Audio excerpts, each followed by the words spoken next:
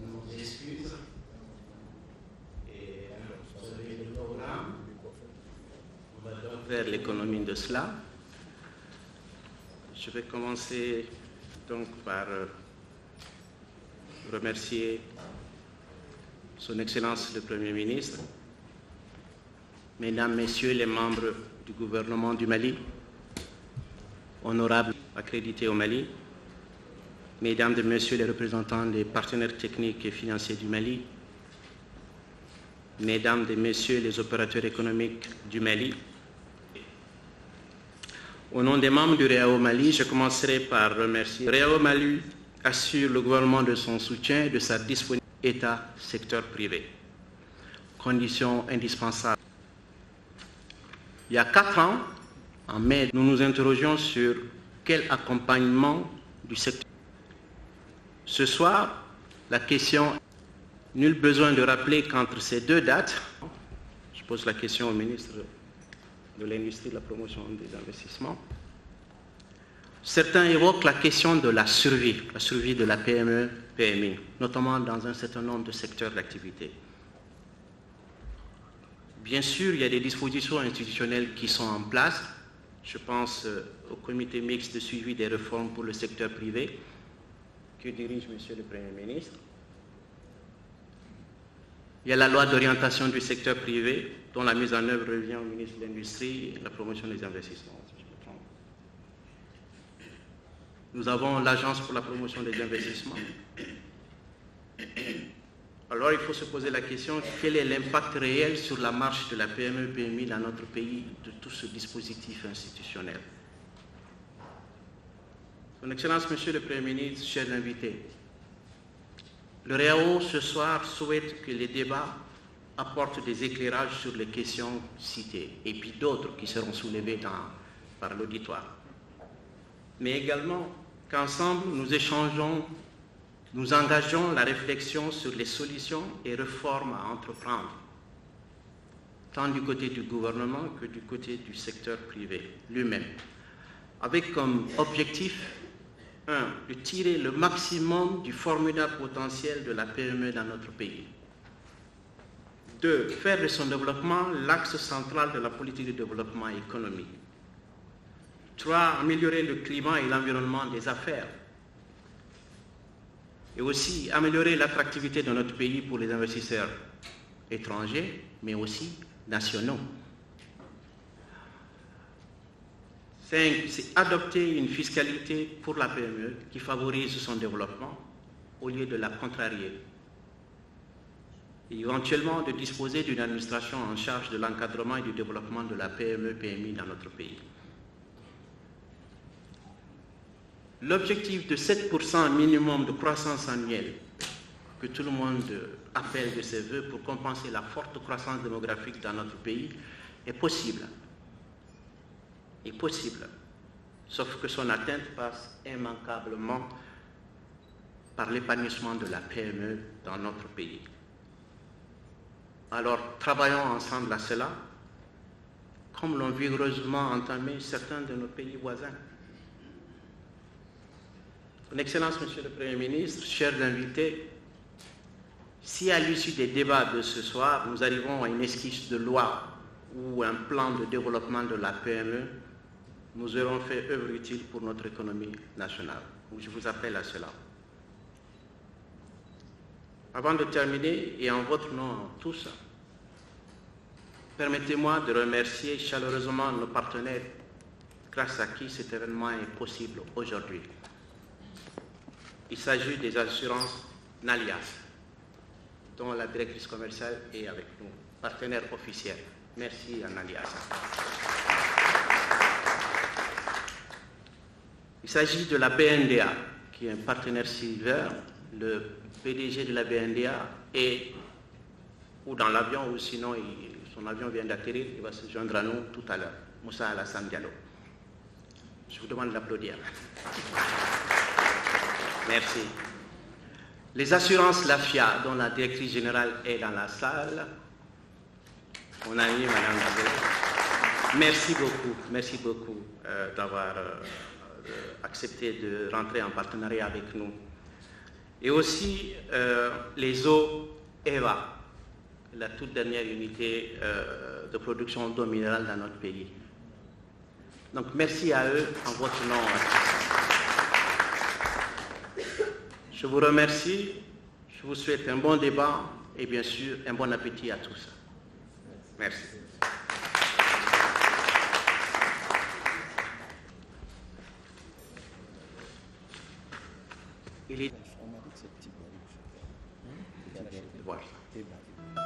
Nalias, une culture. La Nalias avance avec assurance. Nalias, un allié sûr.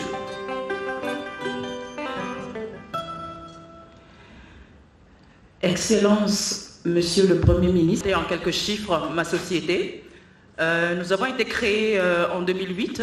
Nous avons un capital de 1 milliard de francs CFA conformément au Code CIMA.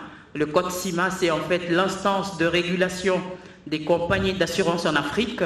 Il y a une quinzaine de pays à peu près, à parité à peu près égale entre quelques pays de la CEMAC et quelques pays de la CEDEAO. Alors, en 2013, nous avons réalisé un chiffre d'affaires de 2 milliards 500 millions de francs CFA, soit des engagements de plus de 200 milliards de francs CFA. Ça veut dire qu'en réalité, nous avons une capacité financière de plus de 200 milliards de francs CFA. Alors, comme vous l'avez vu tout à l'heure, nous, à la Nalias, nous n'avons qu'une philosophie. C'est celle de respecter nos engagements envers nos clients. Nous n'avons qu'un seul état d'esprit, c'est celui de veiller avec diligence au paiement des sinistres. Alors permettez-moi juste 30 secondes d'insister sur le paiement des sinistres. Parce que le paiement des sinistres pour une compagnie d'assurance est important. C'est même pas important, c'est primordial, c'est vital, c'est incontournable. C'est une question de crédibilité. C'est-à-dire qu'une compagnie d'assurance ne peut pas encaisser des primes et en cas de problème ne pas payer. J'ai envie de dire qu'il s'agit là d'une logique implacable. Bon, une logique pas toujours évidente, certes, mais ça devrait l'être normalement pour toute compagnie qui se respecte digne de ce nom. Le paiement des sinistres, c'est une question, comment dirais-je, de prestige de la société, de prestance, de visibilité, d'excellence. C'est un des éléments tangibles et non moins importants du professionnalisme. Alors nous avons essayé de faire quoi à la Nalias depuis 2008 ? Nous avons essayé de développer une certaine promptitude dans le paiement des sinistres, une certaine réactivité. Ensemble, nous sommes proactifs. Tout à l'heure, vous avez vu, prenez notre emblème au milieu, vous allez voir un dromadaire. Le dromadaire en milieu désertique, il symbolise quoi? L'endurance, la performance, la fiabilité. Fiabilité, c'est très important. La stabilité, c'est une référence. Vous avez un dromadaire en milieu désertique, vous êtes à peu près certain d'arriver à bon port. Prenez notre slogan, Nalias, un allié sûr. Ce n'est pas que des mots, hein. Rassurez-vous, je parlais tout à l'heure de logique implacable qui voulait qu'une compagnie d'assurance digne de ce nom paye correctement ses sinistres. Nous la respectons. Hein. En 2013, nous avons payé 524 millions de francs CFA de sinistres. 524 millions, je répète. Et à l'heure où je vous parle, il n'y a pas de dossier d'instance. Ça veut dire que si vous êtes assuré chez nous, en cas de sinistre, en cas de pépin, vous serez remboursé et vous serez bien remboursé. Elle est là, notre réputation.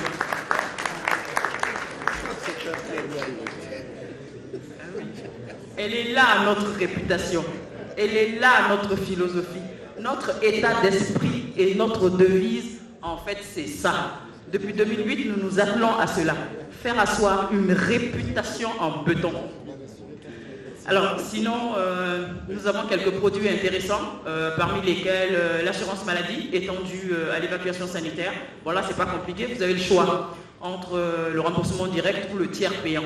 Alors, le remboursement direct, vous avancez les frais, la compagnie vous rembourse. Le tiers payant, vous avancez rien du tout, mais à condition d'être dans un de nos centres conventionnés. Des centres conventionnés, on en a plein, dans toutes les grandes villes du pays, en fait. Alors, qui sont les assurés? Vous avez le personnel de l'entreprise, par exemple.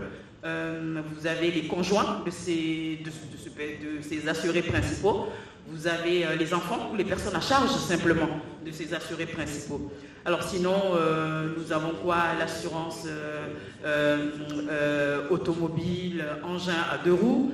assurance des risques industriels et commerciaux, assurance tout risque chantier, assurance responsabilité civile chef d'entreprise, assurance individuelle accident corporel. Alors elle est très intéressante cette assurance, pas que les autres ne sont pas intéressantes, hein, pas du tout, mais voilà une assurance qui court en cas de décès ou d'invalidité consécutive à un accident, soit dans votre vie professionnelle, soit dans votre vie privée. Exemple, vous cassez une jambe dans votre salle de bain, vous êtes couvert. Et suivant les capitaux que vous choisissez, que vous choisirez éventuellement, les primes peuvent être insignifiantes.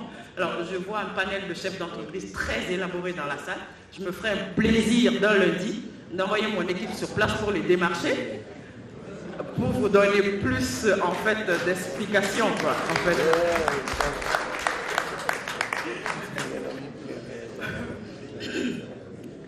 Alors, sinon, nous avons, qui sont nos clients? Nous avons des clients, parmi lesquels des structures étatiques, des structures minières, des sociétés industrielles et commerciales, des ONG nationales et internationales, des projets, des banques et institutions de microfinance, des PME, des PMI, des associations professionnelles et coopératives. Nous avons des établissements scolaires, nous avons même une assurance pour les stagiaires. Alors cette dernière assurance, ça fait partie des exclusivités Nalias. Exclusivité, c'est-à-dire que c'est nous les premiers qui l'avons développée. C'est une forme d'individuel accident corporel dont je parlais tout à l'heure, mixée avec une responsabilité civile simple du stagiaire, adaptable à l'étudiant ou à autre chose. De toute façon, quand j'irai vous démarcher, je pourrais vous donner plus d'explications. Voilà.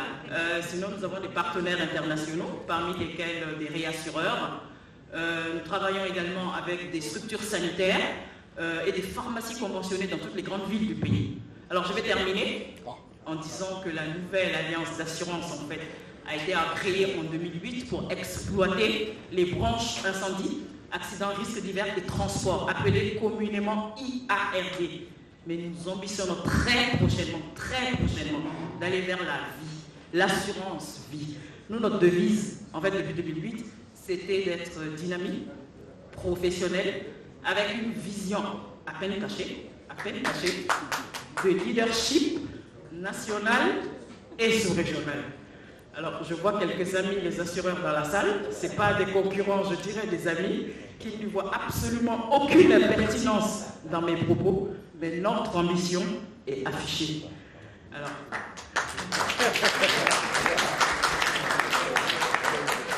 Excellence, Monsieur le Premier ministre, Excellences, Mesdames et Messieurs les ministres, Monsieur le Président du REAO, chers invités, l'Analias vous remercie.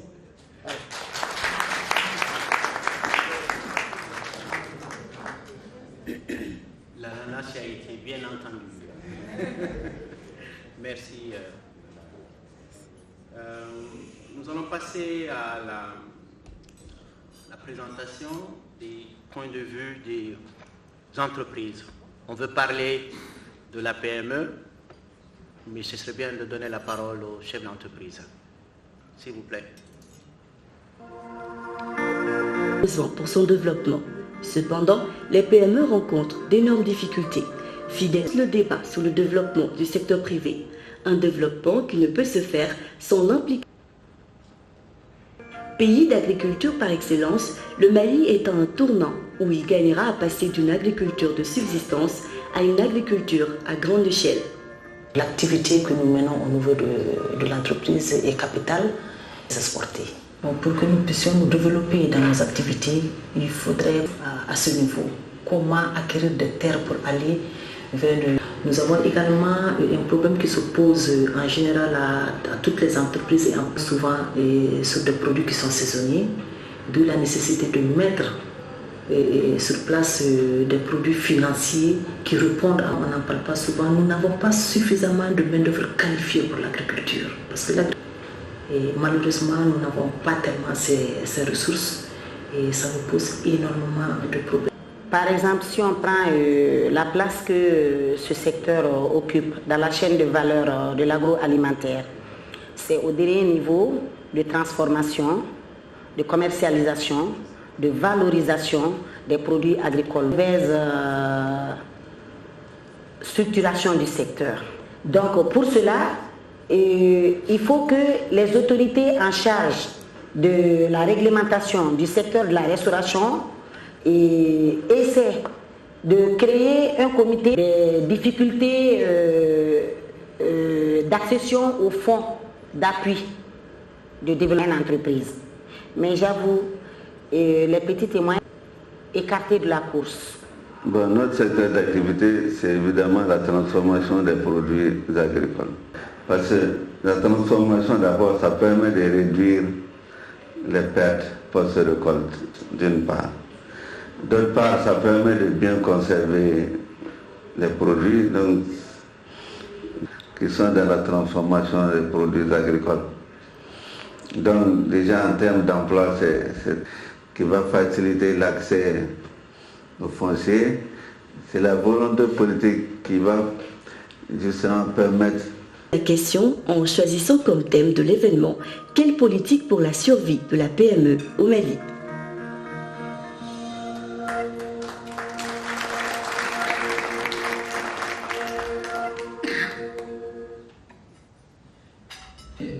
Et qui avait donné une définition de la PME en termes de nombre d'employés. Maintenant, lorsqu'on a dit ça, ils sont combien? Lorsqu'on voit les statistiques officielles, il y a certaines qui formelles, réelles, parlent de plus de 200 000. Toujours est-il que ceci représente à peu près 70% de la création du PIB dans nos pays. Donc c'est un gros potentiel et c'est l'essentiel des pourvoyeurs d'emploi et de valeur ajoutée de nos pays, pour ne pas dire de notre pays, avec des avantages distinctifs qui sont dus à sa flexibilité, à sa souplesse et puis à son inclusivité. Mais malgré tous ces atouts, comme on a dit, la PME contribue très faiblement à la contribution du PIB, à peu près 20% contre 60 à 70% pour des pays considérés comme développés ou émergents. D'où la nécessité d'une politique qui soit spécifique à la PME. Alors, les obstacles, et là aussi on va les grossir.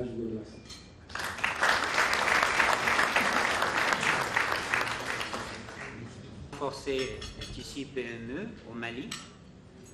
Nous avons vu les différentes interventions et les différentes difficultés que rencontre ce tissu PME. L'objectif, c'est qu'au sortir de cette rencontre, que les autorités aujourd'hui en charge de la gestion de ces questions-là puissent avoir des idées émanant des acteurs, à savoir les entreprises elles-mêmes, qui ont parlé et qui vont certainement parler ce soir. Nous avons aussi la chance d'avoir les banquiers. Il y en a beaucoup dans la salle. Vous avez vu qu'un des thèmes majeurs, c'est le financement de ce secteur. Nous avons la chance d'avoir les bailleurs de fonds, donc les partenaires techniques et financiers du Mali, qui aussi développent des programmes avec le gouvernement du Mali, allant dans le sens du soutien à tous les secteurs, bien sûr, et nous espérons que le secteur des PME va avoir une place de choix. Le débat va se dérouler de façon très simple. Lorsque vous avez envie d'intervenir, soit pour poser une question, soit pour faire une contribution, vous demandez la parole, vous vous présentez et nous vous donnons la parole. Et en fin de débat, bien sûr, nous allons permettre à Monsieur le ministre de l'Industrie et de la promotion du secteur privé de nous parler de sa vision et notamment, il nous a dit en débriefing hier qu'il avait un plan de route que le Premier ministre lui a signé, donc il va nous parler de son plan de route et on espère que dans ce plan de route, il y aura une place de choix pour la promotion des PME. Et bien sûr, tout ceci, j'espère, va donner de l'appétit intellectuel au Premier ministre, après avoir satisfait son appétit, je dirais, culinaire, pour pouvoir nous dire ce qu'il retient des débats et quels sont, pas des engagements, mais des idées qu'il pourra développer avec son gouvernement pour que le tissu des PME au Mali soit un tissu fort et dynamique pour contribuer justement à l'atteinte de cet objectif qui est d'avoir 7% de taux de croissance, parce que d'après les experts et notamment le FMI qui est représenté ici ce soir, il faut un minimum de 7% de taux de croissance uniquement pour, je dirais, annihiler le taux de croissance démographique. Donc voilà, Excellences, Mesdames et Messieurs, comment nous allons conduire ces débats. Donc la parole sera donnée à qui souhaiterait la prendre immédiatement.